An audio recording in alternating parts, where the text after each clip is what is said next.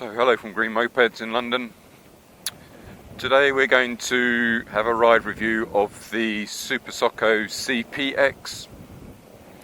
So this is Vimoto Super Soco's Maxi-Scooter sort of thing. It's a proper two-seater, so we're going to give it a bit of a ride, see how we get on. So first thing I guess to talk about is the size. So it's the biggest bike I think in this category, certainly bigger than an Niu N series, bigger than Ascol. It's probably going to be bigger than the EK3 from Horwin that's just about to turn up. So it's 2 meters long. 202 I think is the actual statistic, and interestingly what Vimoto have done is they've mixed the wheel sizes. So as I said on the static review, that doesn't make it unique, but well, it makes it unique in Vimoto's lineup, it makes it unique in any other bikes that we sell, but it's not totally unique in the industry. So it's got a 16-inch front wheel and a 14-inch rear wheel. Mostly that's good because bigger wheels are more stable. That's generally how people view larger wheels. So for example, the nearest competitor to this in NIU would be the NQiGTS, either Sport or Pro, and they've got 14-inch wheels. They used to be 12. The NQIs still have 12. So it gives you height, so you know I'm higher up than I would be on an NIU, maybe not as high as I would be on an Niu NQiGT because of the way they've set that bike up, but you're certainly higher than usual. The seat is, I would actually say that the front part of this seat, because the seat's split into two, there's the front part that you lift up to put the 1 or 2 batteries in, and then there's a rear pad for the passenger. As you see on the static review, just the front seat of this is probably about the size of the entire Niu N series seat. And then you've still got the extra seat behind that for the passenger, so that gives you some idea of sort of the scale to it. I mean, if you do look at our static review, we actually put them side by side, an NQiGTS Sport and one of these, to give you a sense of how it is. The other thing, while we're talking about sort of features, the screen that you can see is actually part of the bike. In actual fact, it probably wouldn't look very good if you took the screen off, because the bracket that's holding it is basically integral to the bike, so you don't have a lot of choice. You can take off the top part and this part here, but the bottom part, unless you replaced all of this, you couldn't really do anything about it. So as we're on a road that allows us to go over 28, just to highlight the speed thing. So this is a 56 mile/h bike. Mode 1 gets you to about 26, as I've just discovered. Mode 2, as I'm in now, is 40. Okay, so that's basically how it works. Mode 3 should get me to top.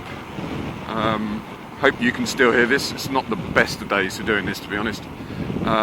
But yeah, so you'll get to 56 with 1 battery, and you will have 40-mile range. And as it's talking now, the display says in mode 3 I've now got 36 at 83%. So that means basically I won't get 36 out of it, you never do. But you don't need 2 batteries to get to the speed, which is a big difference between the Niu NQiGTS's and this bike. In other words, they've allowed this bike to go 50 with 1 battery. With the NQiGTS's, if you take out the second battery, you don't get above 28. Okay, so it's a different setup. You would argue, well, I would argue that this setup, it gives you more flexibility because you can still get to the full speed with just one battery. There are other bikes that act like the NIU, so the Coulter ES1S Pro, that needs both batteries as well to get its full potential. But with this, you're only adding the second battery to get more range. It won't give you any more power.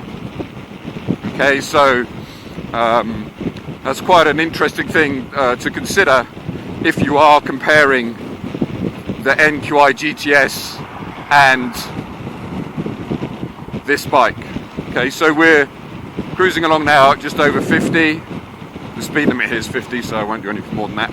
But as you can see, there's no problem with that, other than the noise. The windscreen is, you know, helping, although it might not sound like it on the video.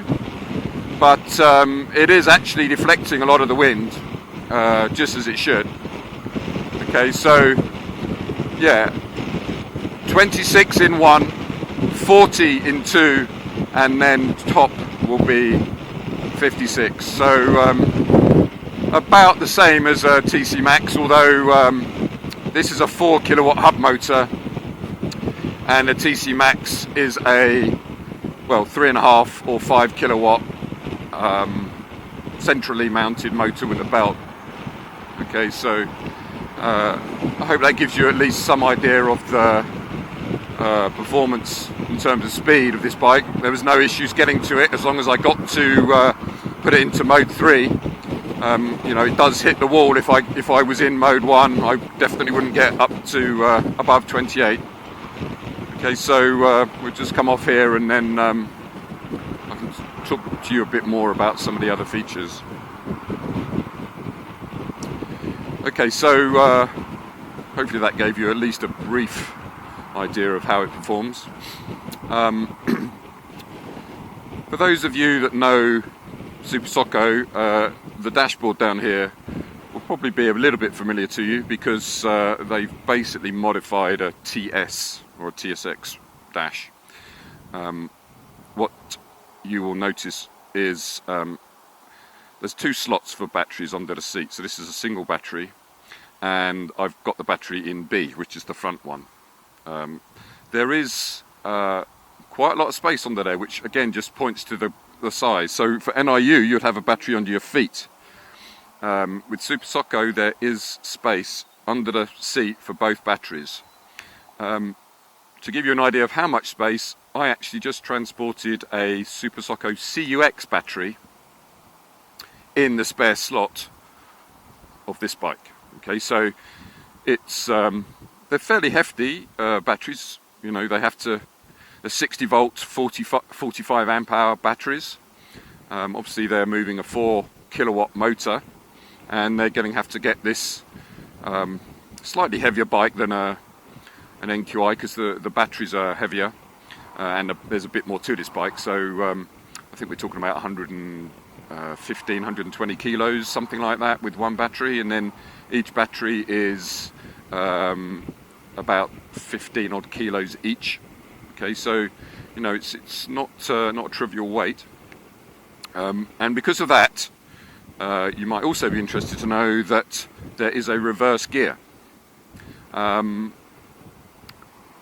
EC City do a reverse gear as well on their bikes, and I hardly ever used it. And those EC City bikes weigh 165 kilos with a big fixed battery.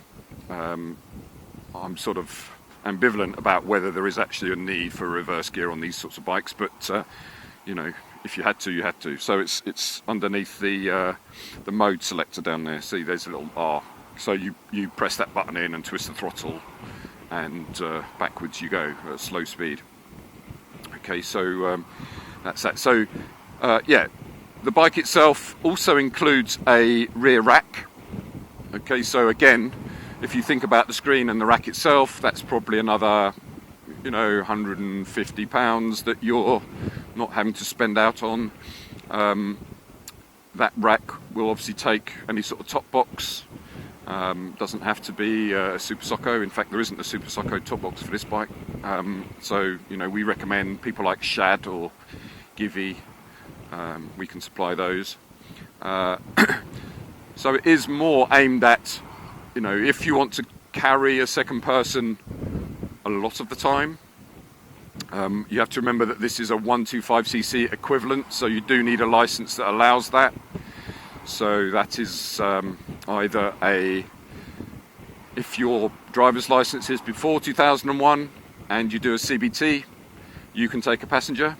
But if you have a license after 2001 and you do a CBT, you can't take a passenger. You have to do the next one up, the A1, which is a little anomaly in the DVLA system. But anyway, yeah, it's more than comfortable enough for two people. I'm 6'1", and as you can see, I don't have any problem with my knees being anywhere near the handlebars or the front of the bike. That's no problem. Down there you can see a bag hook and a little cubby hole there for your phone, and above it is your USB charging port.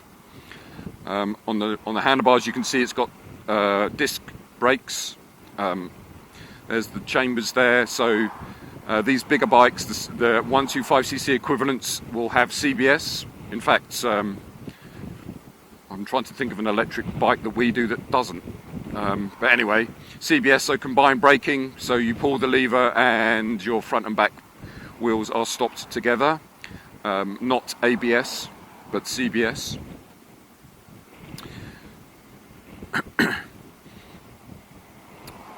The colours are, there's three. This is the black and it's got a bit of a red flashing to it.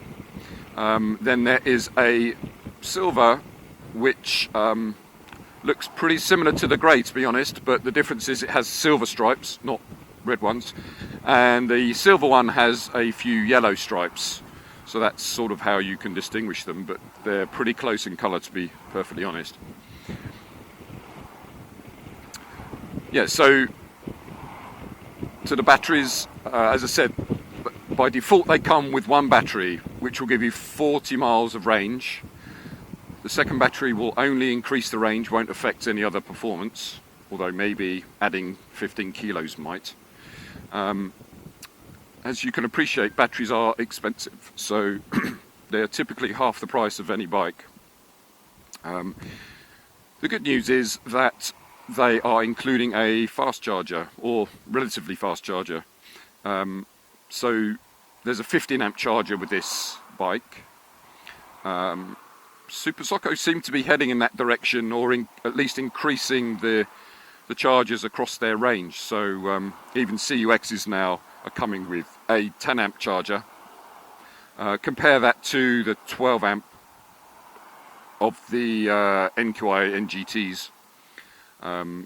So I guess they've taken a little bit of a leapfrog there. So charging time would be about 3 to 4 hours for one battery. What they haven't done, which NIU have thought of, is provided a splitter for charging both the batteries off the bike together. That would require another charger. Okay, so chargers are typically about £200. Batteries are typically £1,500.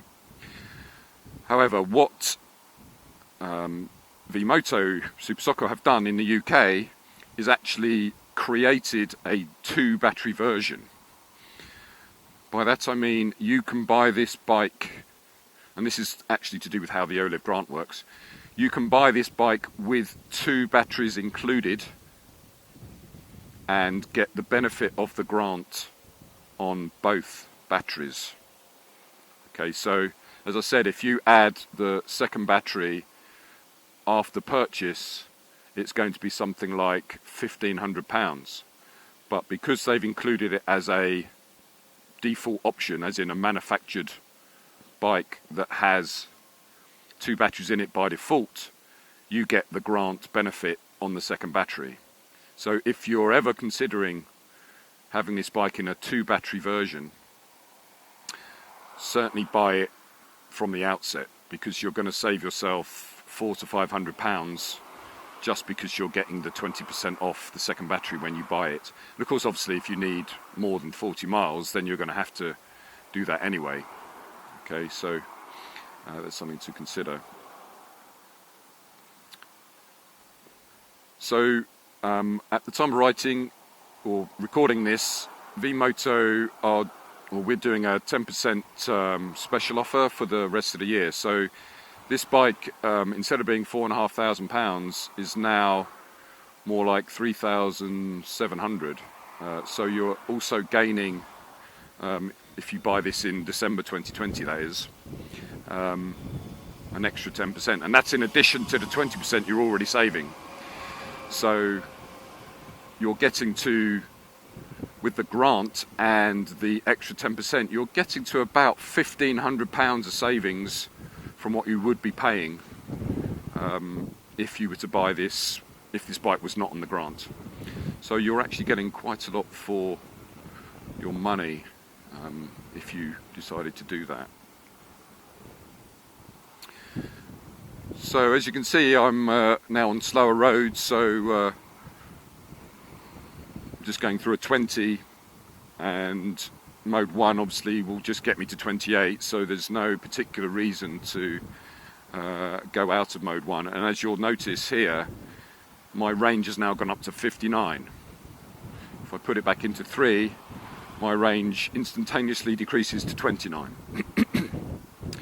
So when it comes to riding these bikes, and with range on your mind, the real best indicator, I mean, there isn't a combined urban measurement like you get on cars.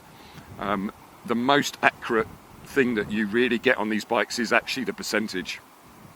So here, in other words, when you get down to 1%, you know you're basically done. Okay, so all I can really say, although it will say 40-mile range on the battery, as in on the statistics, and when you turn it on with a fully charged battery it says 80 in mode 1, 40 in mode 1 is probably right, and less than that is probably right if you're riding around in any other mode. Okay, so we get these questions all the time: how far would it go, etc, etc, and it is a bit of a black art. It depends on the temperature. So today it says it's 6 degrees outside. We keep our batteries inside even if we leave our bikes outside. So this battery would have been inside overnight, but it's still cold outside. So that is affecting the range and possibly the performance too. Okay, so just bear that in mind when you're thinking about these bikes. Okay. So range we've done, speed we've done, charging time we've done, which are the 3 main criteria. We've talked a bit about the price. The only other thing really to tell you is a few other bits, like you might notice these mirrors are fairly similar to other bikes in the Super Soco range, like the TS, which is probably where they've come from as well, just like I said about the whole dashboard there. One thing that they have done, which I've always pointed out in the past as a slight grumble compared to the NIUs, is that they've now, probably because of the screen, made the headlights fixed into the body. So there are 2 LED lights at the front, so you know, bright and everything like that, but they are not fitted onto the handlebars like on the CUX, for example. So I've always mentioned this as being a little grumble I have, because you know, if you're turning into a dark corner, your handlebars might be turning into the corner but your body isn't, or the bike body, and therefore the light is not following you. So what NIU say, and I'm sure it'll be the same justification from Super Soco, is that, well, the beam is wide enough so it shouldn't really matter, which is fair enough, but personally I'd prefer a light that actually points where your handlebars point. Okay, so if there's one thing I would say on a sort of negative, it would be that. One interesting other feature that they've got is, I don't know if you've read about this on or remember the static reviews, is that the rear hub motor, see this bike is running off a hub motor so it's silent, the rear hub motor is on a single swing arm. Okay, so on the left hand side is the swing arm, there's no double swing arm like you normally get. They are saying that this is the advantage, so when you change the wheel, if you have to change the tyre for example, on the rear tyre on this bike, the 14-inch rear tyre, you can get the wheel off more easily. Okay, you literally undo the bolts on the right hand side and then it slips out, and there you go. So most of the issues around changing hub motor motorbikes, mopeds, is because of the cable. Okay, because there's a cable going into the rear wheel. Okay, so you have to unfeed that from the control unit, wherever that happens to be. I imagine it's under the floor pan here, to actually take the wheel off. And then also, because it's a hub motor, you shouldn't put it in a machine because the hub might get damaged with the machine, you know, forcing the tyre off. I don't think any of that goes away even with the swing arm. You still have to do it manually. You still shouldn't put it on a machine to take the tyre off. So I'm not too sure that that is such a big advantage that they suggest it is. Okay, and of course, you know, how many times do you change a tyre? Okay, so that's another little highlight. One other thing, if we're talking about grumbles, is that there is no mat on the floor. CUX has it, all the NIUs have it. Most of the time they're having it because of water getting into whatever sits underneath there. And normally what sits underneath there is a control unit or something, ECU, whatever. And they don't have one. And first of all, perfect place to stop. First of all, you'll notice that there are bolt holes there. Of course, they're just going to get full of water. And secondly, I'm not totally convinced that there won't be water in there anyway. Okay, so that's just something else that I've noticed. I don't know why they didn't take the extra bit of time to do that with this bike. Okay, so I hope that gives you a bit of insight into this bike. I mean, it's certainly good to get it on a road where you could stretch its legs, if you like. So if you have any other questions, please feel free to contact us at hello@greenmopeds.com. Thanks very much.